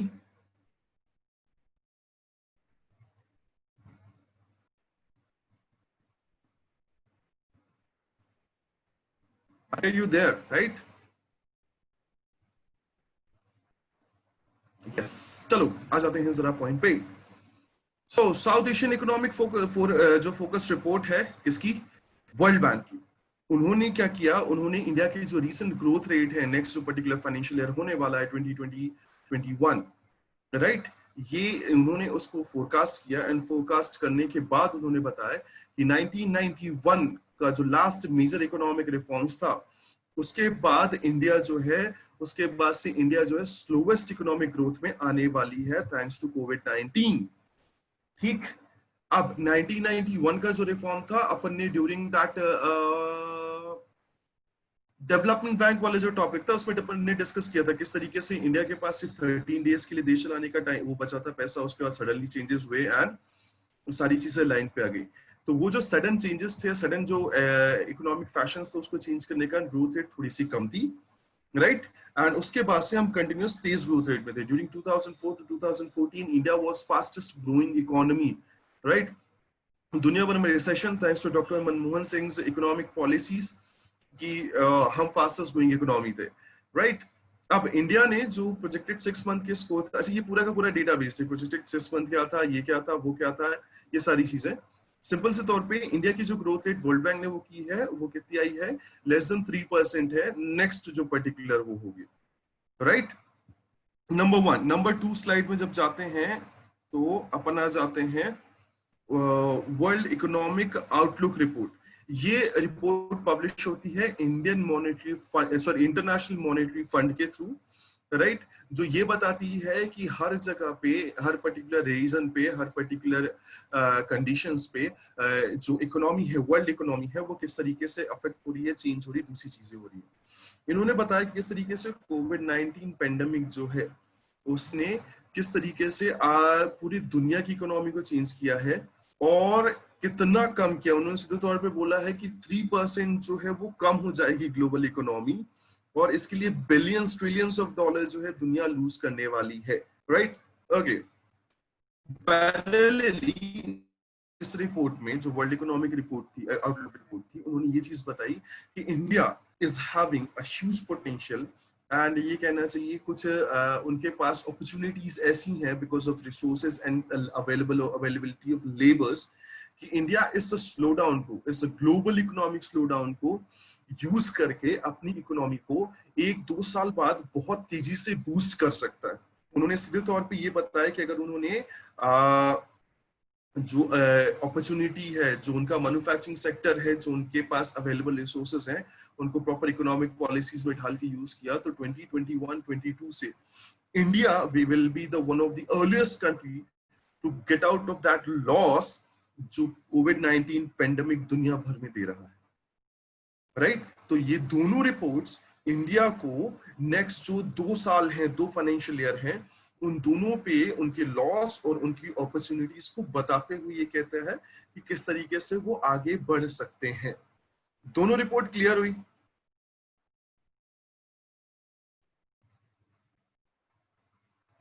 यस और नो?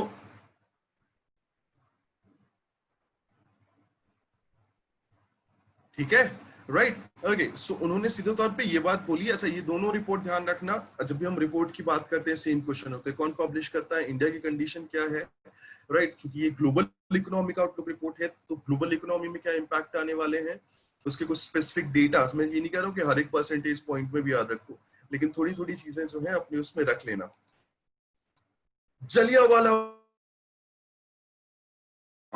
बाग मैसेकर, राइट, 1919 अप्रैल 13 अपन ने जलियांवाला बाग पूरा डिस्कस किया हुआ है, यस और नो?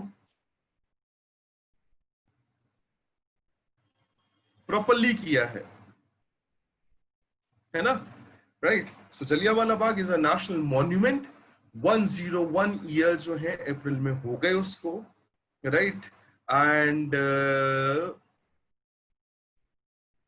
एक मिनट, मुझे एक और चीज याद आ रही है जलियांवाला बाग से, मुझे तुम्हारे काम की नहीं आना चाहिए, पॉलिटिक्स रहने दो, तुम्हारे काम की नहीं, राइट। इसको डिस्कस करने की जरूरत है क्या?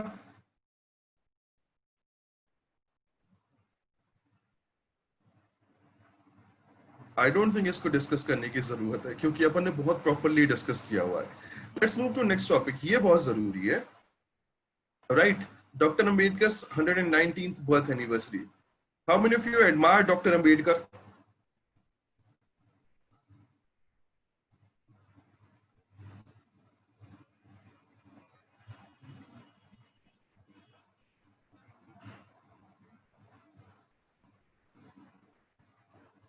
Okay.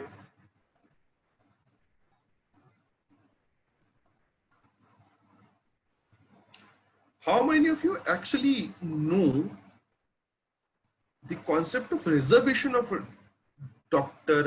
Ambedkar?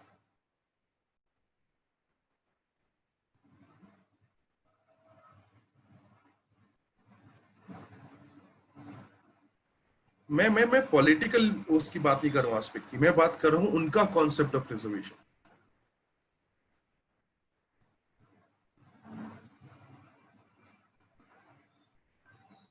कभी आप लोगों ने डॉक्टर अंबेडकर के स्पीचेस पढ़े हैं?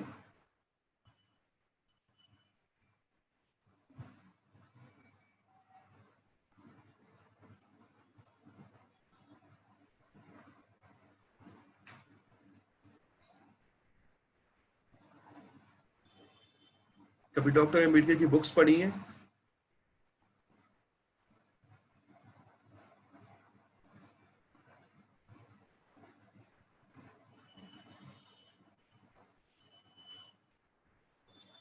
Then you literally don't know the concept of reservation from Dr. Ambedkar. The thing is कि 129th बर्थ एनिवर्सरी डिस्कस करना कोई बहुत बड़ा टॉपिक नहीं है. द बेसिक थिंग जो मैं डिस्कस करना चाहता था, ये अपने करंट अफेयर्स से परे है. राइट. वो ये है कि उनका कॉन्सेप्ट क्या था. द थिंग इज कि इंडिया में सबसे ज्यादा कास्ट पॉलिटिक्स डॉक्टर अंबेडकर के नाम पे होती है. Right. Irony is this guy fought against casteism for whole his life.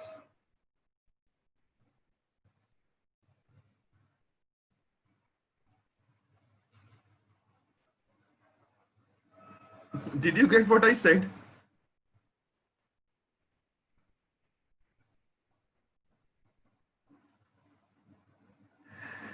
He fought against casteism, right? And जो इंडिया में सबसे ज्यादा कास्ट पॉलिटिक्स होती है वो कहीं ना कहीं डॉक्टर अंबेडकर को सामने रख के होती है. अगर वो अभी जिंदा होते ना तो सबको बहुत पीटते जितने लोग कास्ट पॉलिटिक्स कर रहे हैं, स्पेशली उनके नाम पे. Okay.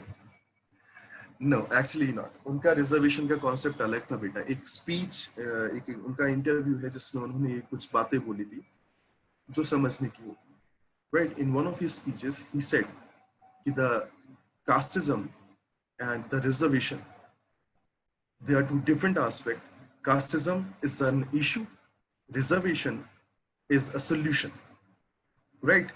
But my idea of reservation is not against casteism. My idea of reservation was against, right, the mental suppression. उन्होंने बोला था कि फाइनेंशियली नहीं, फिजिकली नहीं, मेंटल सप्रेशन के अगेंस्ट था. He said that when I was born, my father, who is my first institution, because of whom I am eating food, because of whom I am having social security, keep telling me that I am untouchable.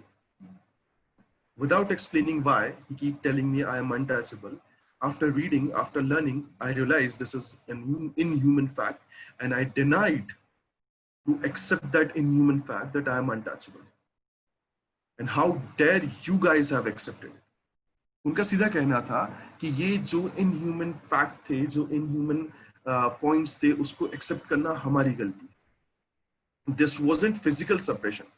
आप उस population को जो आधा पेट खा के धूप में पूरा दिन काम कर सकती है, उसको फिजिकली सप्रेस नहीं कर सकते. उसको किससे सप्रेस कर सकते हो? मेंटली. तो उन्होंने सीधे तौर पे बोला कि आपने वो मेंटल सप्रेशन जो है वो एक्सेप्ट किया, that's why you are suppressed class. उनका idea of reservation was different. उन्होंने बोला था कि there is this 12th class result. एक बंदे को 80% है, एक बंदे को 50% है. इन दोनों को सेम कॉलेज पहुंचाओ ना. उनके पास सेम कॉलेज है, सेम टीचर है, same time है, same books है, same classes है. So if a person with 80% is performing 60%, then that 40% guy has to perform 60%. This was his idea of reservation. And if the person is not financially independent or financially good, provide them finance also, so that he can have good food and he can have good books, and then he has to perform. The idea of reservation was against mental suppression actually. उसे cast के level पे लाके रख दिया गया है. 2014, 15, 16 actually ये जो पर्टिकुलर साल थे ये बहुत ज्यादा इंपॉर्टेंट हो जाते हैं इंडिया में कुछ स्पेसिफिक मूवमेंट्स के लिए जो रिजर्वेशन से रिलेटेड थे. For example Hardik Patel Patidar movement, Gurjar आंदोलन जो था, गुर्जर रिजर्वेशन मूवमेंट, ये बहुत सारी चीजें थी जो एक साथ आई और उन्होंने सीधे तौर पे ये बात बोली. आ रहे अवंती उस पे आ रहे, उन्होंने सीधे तौर पे ये बात बोली कि हमें तो रिजर्वेशन चाहिए. Eight that time one of the supreme leader of India, Dr. Kalam died. And that reminds me, this person was working 18 hours a day, being a old man, right? So working जो particular class है, working category जो है, उसको improve करने की जरूरत थी, education को improve करने की जरूरत. This is where the people lack. इसलिए उनको पढ़ना जरूरी होता है. एक बहुत ही अच्छा डाउट आया है कि people who are having good, who don't have good financial condition, and they belong to a reserve category. That's why government has given economically backward class category also. Right? So yeah, reforms are there, reforms are in process, but जब तक हम अपनी पढ़ाई अपनी education level को improve नहीं करते, whether it is reserve category or unreserved category, ये प्रॉब्लम कभी नहीं जाने वाली. So बेसिक जो तुम्हारा रिक्वायरमेंट है वो एजुकेशन इम्प्रूव करने का होना चाहिए, उसके बाद चीजें अपने आप चली जाएंगी. क्लियर हो रहा है? राइट? Any doubts? जल्दी बताओ, फिर अपन आगे बढ़ेंगे.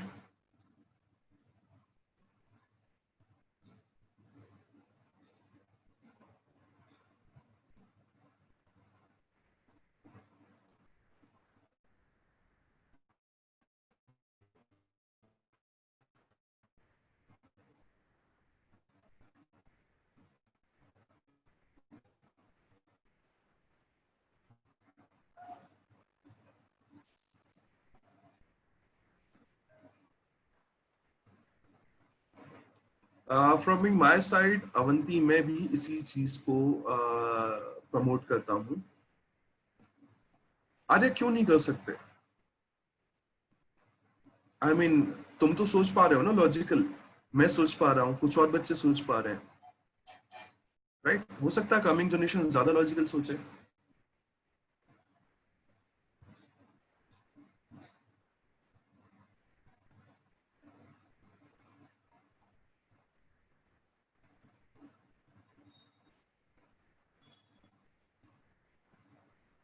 Am I visible and audible? Sure, Avanti. Am I audible and visible? जिसको स्क्रीन नहीं दिख रही है एक बार रिफ्रेश करके देखो.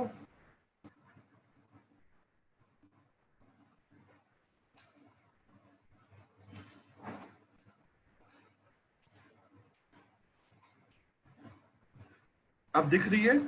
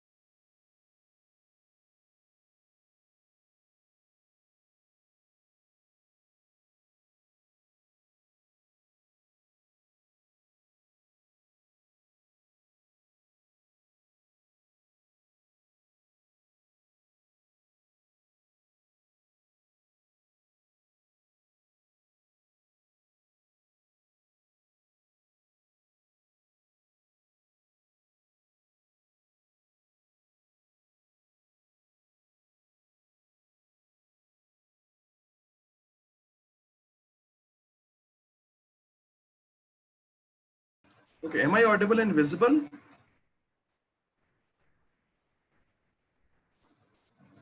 I'm done.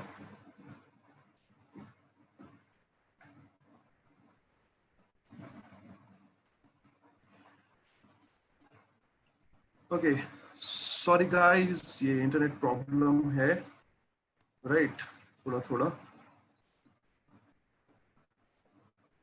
All right. Okay, so that Dr. Ambedkar concept clear. Now ASEAN 2020 summit. ASEAN, that is stand for Association of Southeast Asian Nation, right? This was one of the first time जब ये summit online हुई है, virtual summit, right? And the chair was in Vietnam.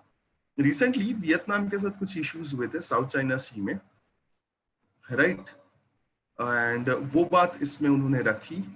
Apart from that जितनी भी अब summit होंगे जो coming जुलाई अगस्त तक हो रहे हैं, राइट, ये सारी के सारी समिट्स जो होंगी वो सीधे तौर पे इस तरीके से होंगी जिसका मेजर फोकस कोविड-19 के थ्रू जो इकोनॉमिक डाउनफॉल है उसको कैसे काउंटर किया जाए, इस पे मेन फोकस होगा, राइट. तो आसियान में भी यही था. आसियान में भी यही लिखा हुआ ही है कि leaders have warned the crippling economy cost of COVID-19, called for trade routes to reopen and protect jobs and food supplies, and stockpiling of medical equipment and all those things. Right? Apart from that, इन्होंने एक emergency fund की बात की जो corona virus को लड़ने के लिए बनाया जाए. एंड वियतनाम ने साउथ चाइना सी का भी इशू उठाया. As the leaders of Japan, South Korea and China were there, तो वो उठा के साउथ चाइना सी की सोवरेनिटी और हर एक पर्टिकुलर कंट्री का जो एक्सक्लूसिव इकोनॉमिक जोन है उसकी इंडिपेंडेंस, इन सारी चीजों की बात, राइट. समिट क्लियर है ये, right. When there is a summit, summit का ध्यान रखना कहाँ हुई है ना, कौन चेयरपर्सन था, क्या इश्यूज डिस्कस हुए, थीम क्या थी. एंड जब एक ऑर्गेनाइजेशन की समिट है, जैसे आसियान 1967 में एस्टेब्लिश हुआ, तो we must know this. And वो कौन सा डिक्लेरेशन था, जैसे ASEAN was associated with 1967 Bangkok declaration. तो ये सारी चीजें आपके पास फैक्ट फाइल में होनी चाहिए, right. Let's move to next topic. ये बात कर ही चुके हैं, world economic outlook report, Covid and mental health. Yes और नो, राइट. कितने लोगों को ऐसा लगा है कोविड-19 लॉकडाउन जो है वो आपको मेंटली थोड़ा सा परेशान कर रहा है?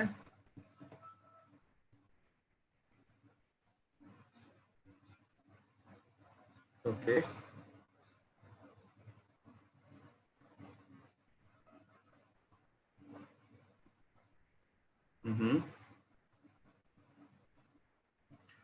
ठीक है.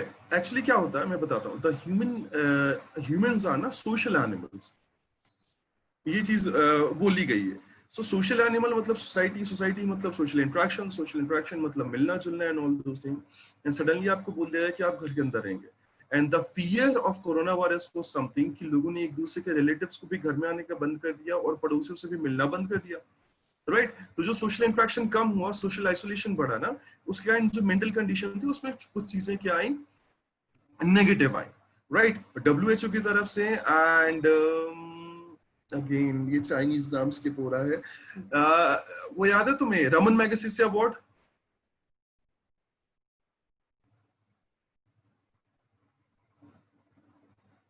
इंडिया की तरफ से किसको मिला? रवीश कुमार को. यस और no.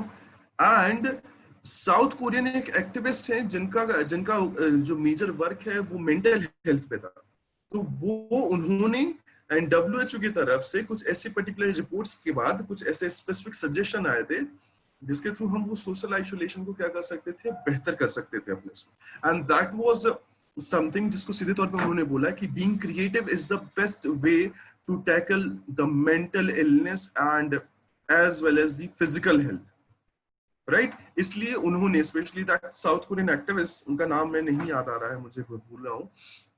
He even tell that you should go creative, make paintings, write something, read something, cook something, and play indoor games with people, play cards, chess, and all those things, so that your mind वो उस तरफ ना मुड़े जहां तुम्हें interaction बढ़ाने वाला part मिलता था, right? So this become one of the major reason. Secondly, जो mental health covid positive patients के लिए थी, वो एक दूसरा एस्पेक्ट था कि अगर आप कोविड पॉजिटिव हो और आपके दिमाग में ऑलरेडी फियर है, तो उससे लड़ने की जो टेंडेंसी होनी चाहिए थी वो कमजोर होती थी। That is why major hospitals जो कोविड से एसोसिएटेड थे, उन्होंने फन जोन की तरह रखा उनको, लोगों से डांस किए, गाने सुनाए, टीवी दिखाया, डॉक्टर्स, नर्सेस, हेल्थ वर्कर्स, इन सब लोगों ने बहुत अच्छे से मस्ती मजाक किया, and some of them were very positive and they come out of that particular Covid condition very soon, right? तो ये दोनों चीजें क्लियर रखना। डाउट क्लियर है ये कि क्या है कोविड-19 एंड मेंटल हेल्थ?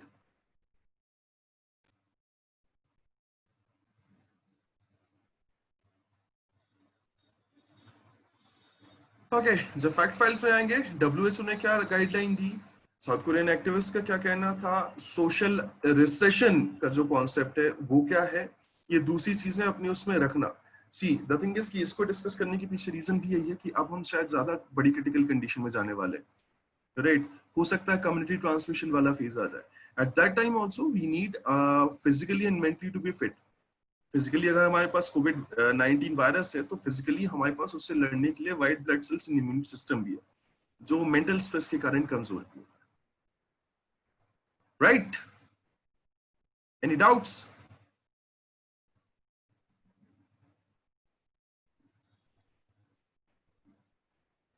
गुड। इसी की बात कर रहा था मैं, Islamophobia in India, right? What is the meaning of Islamophobia?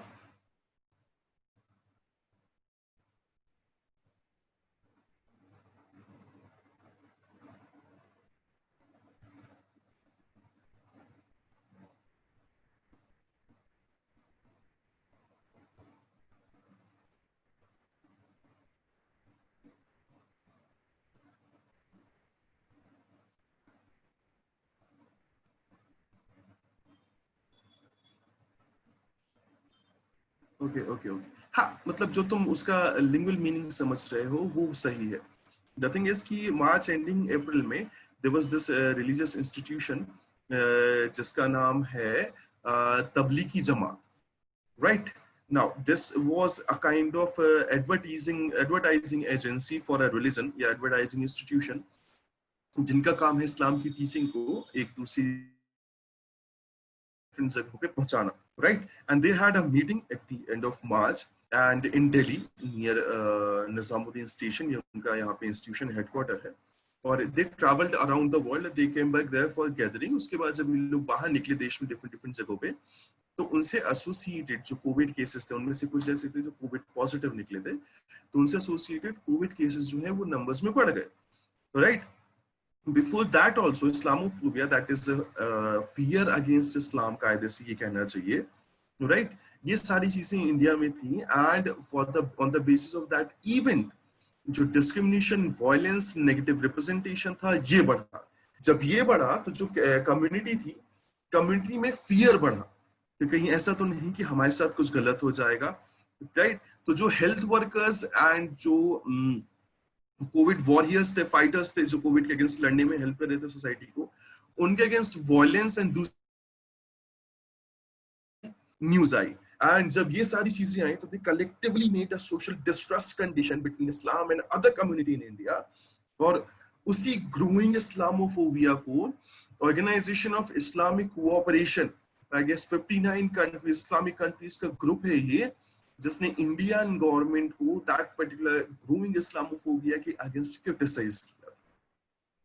Clear हो रही है? रीजन समझ में आया कि किस तरीके से वो तबलीगी जमात की मीटिंग, फिर उसके बाद इनके अपने अपने घर जाने का काम, और फिर उसके बाद सीरीज ऑफ कोविड केसेस जो हैं, जो उनसे एसोसिएटेड थे, उनके बाहर आने के कारण चीजें चेंज हुई। How many of you think Islam is being suppressed in this nation?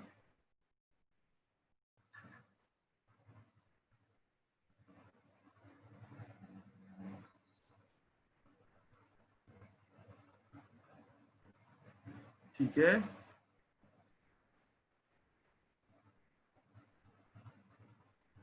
In actual sense ना, मैं तुम्हें मजे की बात बताता हूँ।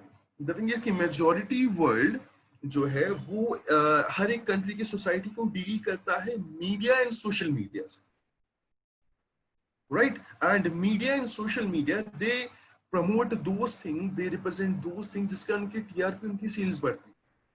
I have several friends in different communities and we are very good buddies, right? So कभी कभी ऐसा चीजें होती हैं कि आपको समझना पड़ता है कि कहाँ जाना है, कहाँ समझना है, कहाँ नहीं समझना है. रणदीप हुडा का नाम सुना है? He's an actor in Indian film industry, right? And he's well recognized and बहुत समझदार लगता है मुझे कई बार, right? He wrote a status in his Facebook account जिसमें उन्होंने बोला कि I opened Facebook, Instagram and the news channels and I realized my country is intolerant and my country is in danger. Civil war is about to provoke. I switched off those things. The next morning, I started preparing for my work. I realized this, the maid that is cooking my food from last 4 years is of different community. Then I get that food, I started traveling and my driver is of different language. He's a different lingual. The place where I bought fruits, the people are of other particular culture. When I started working, I realized that I am having an industry where I'm working and people from around the world and around the communities are there and we are doing very good. I came back home, I again opened the social media and news channel and I realized again my country is in danger. Difference समझ में आया? Exactly, right? This is what is happening actually.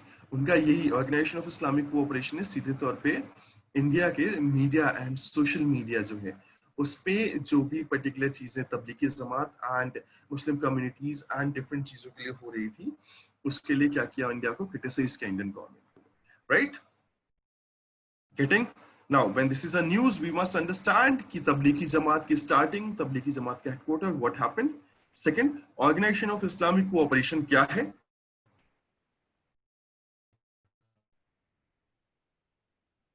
Right? उसका headquarter कहाँ है, कब start हुआ और वो क्या कहने की कोशिश कर रहे हैं. एफडीआई के बात किया. Am I audible and visible?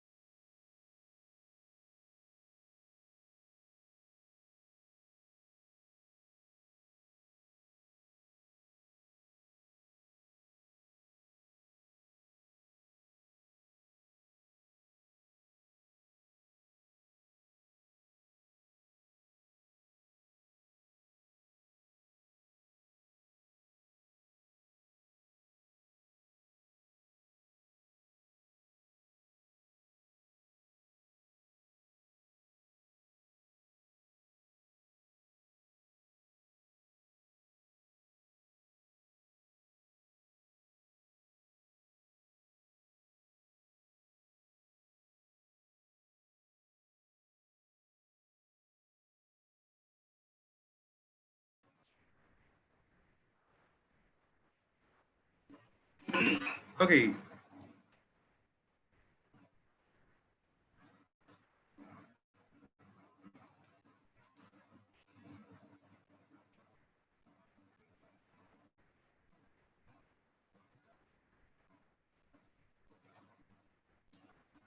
Am I audible and visible?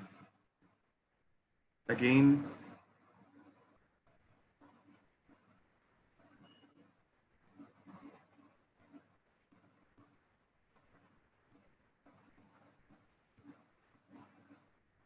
Okay.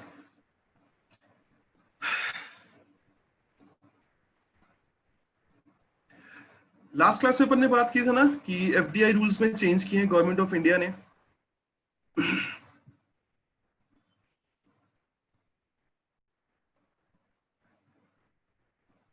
Yes or no? Right. So what is happening actually? The thing is कि अपन ने सीधे तौर पे ये किया हुआ है कि अब जो क्या कहते हैं लैंड बॉर्डर शेयर करने वाली कंट्री, राइट, जो ओनर ऑफ एन इन्वेस्टमेंट वाला केस होगा उसमें इंडिया को अब एक फिल्टर लगाया गया है, इंडिया ने लगाया है. जो एचडीएफसी वाला केस था, एचडीएफसी बैंक में मेजॉरिटी शेयर होल्ड करने के बाद इंडियन गवर्नमेंट ने ये सोचा कहीं ऐसा नहीं हो कि और भी यूनिकॉर्न्स एंड ग्लोबल कंपनीज जो हैं वो इंडिया के जो हैं वो दूसरे पर्टिकुलर कंट्री लाइक चाइना के हाथ में चली जाएं. तो उन्होंने क्या किया है, अब गवर्नमेंट डिसाइड करेगी कि अब उसको आगे मतलब एफडीआई जो है वो डायरेक्टली एक्सेप्टेबल है या नहीं है. ध्यान रखना, लैंड बॉर्डर्स वाला केस जरूर ध्यान रखना. According to new FDI policy में पढ़ ही देता हूँ, an entity of a country which shares a land border with India or where the beneficial owner of an investment into India is situated or is a citizen of any such country can invest only under the government route. मतलब आपको invest करना है, government के पास जाओ, government देखेगी, government approve करेगी, फिर आपके पास इन्वेस्टमेंट होगा. ठीक, अपने लास्ट टाइम पे डिस्कस किया हुआ, अपन ज्यादा इस पे टाइम वेस्ट नहीं करेंगे. 22 अप्रैल अर्थ डे, यस और नो? इसका नाम सुना है अर्थ डे का?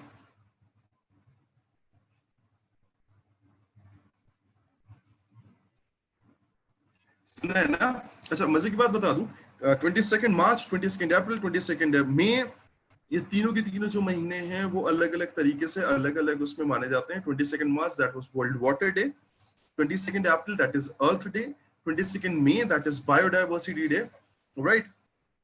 ये सेम तौर पे पर्टिकुलर एनवायरमेंट मूवमेंट है जिनका काम वाटर, अर्थ एंड बायोडाइवर्सिटी को प्रोटेक्ट करना है, कंजर्व करना है, और इसके लिए पब्लिक अवेयरनेस प्रोग्राम जो है वो चलाने होते हैं. क्लियर है? नाउ जब हम बात कर रहे हैं किसकी, किसी डे की, तो उसकी थीम, उसकी स्टार्टिंग कब से हुई, उसके पहले अगर और भी कुछ है तो वो, और यहाँ पे जो नाम दिया गया है, राइट, वो दिया गया है गेलॉर्ड नेल्सन के through. The first time idea and नाम जो है अमेरिकन एनवायरमेंटलिस्ट एंड पॉलिटिशियन जो है उनसे स्टार्ट किया गया था, राइट. सो वो जो पर्टिकुलर चीज है वो आपके पास नोट डाउन होना चाहिए फैक्ट फाइल के फॉर्म में. ठीक, last topic for today, world press freedom report 2020. World press freedom index एक पर्टिकुलर वो है, क्या कहना चाहिए, फ्रेंच इंस्टीट्यूशन है, राइट, जिसका French name is reporters sans frontieres. इसका इंग्लिश मतलब होता है रिपोर्टर्स विदाउट बॉर्डर्स, राइट. इन्होंने 2002 से दुनिया भर में, राइट, डिफरेंट कंट्रीज में, डिफरेंट पार्ट ऑफ ग्लोब में जो फ्रीडम है और फ्रीडम, प्रेस फ्रीडम है, उसका लेवल और जर्नलिज्म की क्वालिटी, जर्नलिज्म की अवेलेबिलिटी, जर्नलिज्म की फ्रीडम, इन सारी चीजों पर सर्वे करके रिपोर्ट पब्लिश करने का काम चालू किया है, right. It's an independent NGO, right, जिसके पास कंसल्टेंट के फॉर्म में यूनाइटेड नेशन है, यूनेस्को है and some other particular renowned organisation है. उन्होंने 2020 फ्रीडम ऑफ प्रेस या वर्ल्ड प्रेस फ्रीडम इंडेक्स जो है वो जारी किया.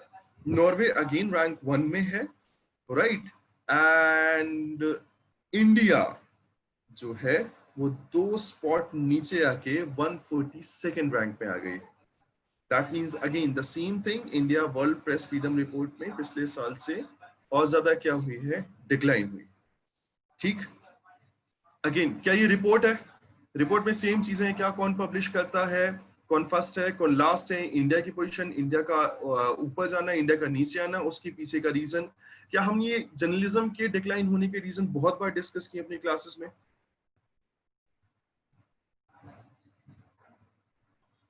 यस और नो, राइट? तो क्या दोबारा डिस्कस करने की जरूरत है? नोप। ठीक है, so this was it for class of current affairs of April month. Next जो क्लास होगी, नेक्स्ट जो पर्टिकुलर क्लास होगी, वो अपन मई के करंट अफेयर्स पे फोकस करेंगे। जल्दी अपन स्टैटिक के ज्योग्राफी वाले पार्ट में भी जाने की वो करेंगे, और एलिट के पहले हो सकता है ज्योग्राफी से पहले अपन साइंस की क्लास डील करेंगे, फिजिक्स केमिस्ट्री की स्पेशली, क्योंकि ये वो पर्टिकुलर चीजें हैं, ये वो पर्टिकुलर टॉपिक है एलिट का जिसने कभी एलिट में कभी भी साइंस के बिना पेपर नहीं आया। साइंस का कोई ना कोई क्वेश्चन हमेशा आया।